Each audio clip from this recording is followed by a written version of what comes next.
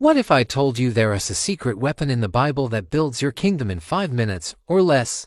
Enter the world of biblical hacks. Welcome to the show. I'm here. We'll start with the pattern interrupt. You think no time for God is a modern problem. Daniel governed an empire under death threats. Paul wrote Ephesians in chains. They mastered the art of micro-sanctification and their blueprints are in Scripture. It's about 5-minute spiritual disciplines. Can't pray for 40 days. Start with 30 seconds. Too busy for daily Scripture. Read one verse in the margins. No time for quiet time. Meditate for 5 minutes on one truth. Doable. Yes, even when it feels impossible. These aren't feel-good habits. They're war room rituals. Ancient tactics for today's battle. If you can fast for a sale or pray for a promotion, you have time for God. It's a matter of priority. And our first weapon is power prayers. Nehemiah prayed a 5-second prayer that changed history. Imagine Nehemiah 2:4-5. Then I prayed to the God of heaven. And I confessed my sins and the sins of my people. I also prayed about this, and afterwards I gave the king an answer, in the split second between his confession and his proposal.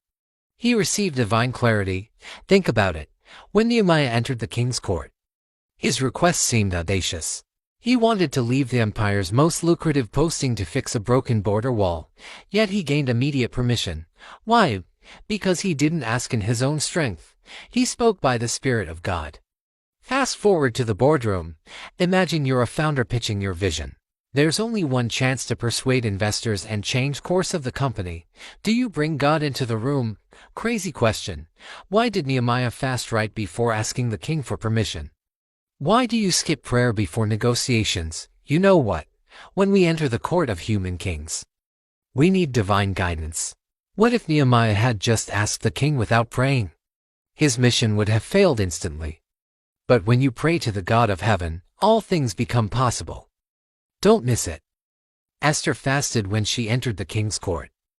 When God gave her a chance encounter with a king, what did she do? She prepared for it through prayer and fasting. Are you ready for God's setup? Fast for me tonight and tomorrow, putting on beautiful garments. Don't use any cosmetics, and apply oil instead of perfume. Then go to the king. Don't trust timing. You might die there. What does this teach us? Prayer and fasting give us clarity and courage for high-stakes encounters. Don't skip the 30-second arrow prayer before your next bid meeting. Acknowledge reality. Ask for God's direction. Trust His perfect timing. That's how Nehemiah got the king's ear and saved a nation. Remember, it's not about how long you pray, but how desperate you are. We have the audio Bible commutes. Are you stuck in traffic or just want some quiet time? Maybe consider listening to the Bible. You heard that right. It's a game changer for your Christian life. Let me explain why it works. Moses passed the law to Israel every morning and evening in Deuteronomy 31-11. And I, the Lord, will be with you wherever you go. Our team leader always made time for spiritual leadership. As the author puts it, God is not impressed by duration but desperation. He values crisis clarity over ceremony. So instead of wasting time on lengthy prayers or readings, focus on quick bursts of intensity. You can hear the whole book of Deuteronomy in just 50 minutes. Use that time wisely. Finally, we have gratitude walks. Have you ever taken a moment to appreciate the beauty around you? When Adam named the animals in Genesis 2:19-20, he wasn't just giving them labels. He was acknowledging God's creative handiwork. The very act of naming brought order and purpose to creation. You can do the same in your life. Take a walk.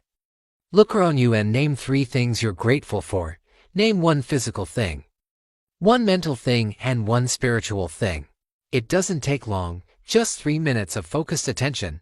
By taking the time to reflect on God's blessings, you'll experience peace and joy in your heart. So there you have it. 3 biblical hacks for building your kingdom in 5 minutes or less.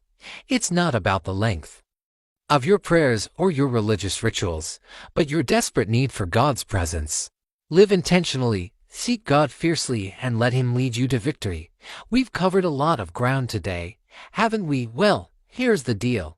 You're on a collision course with history. This is your 5-minute warning. Are you ready to seize your moment? Because time is ticking.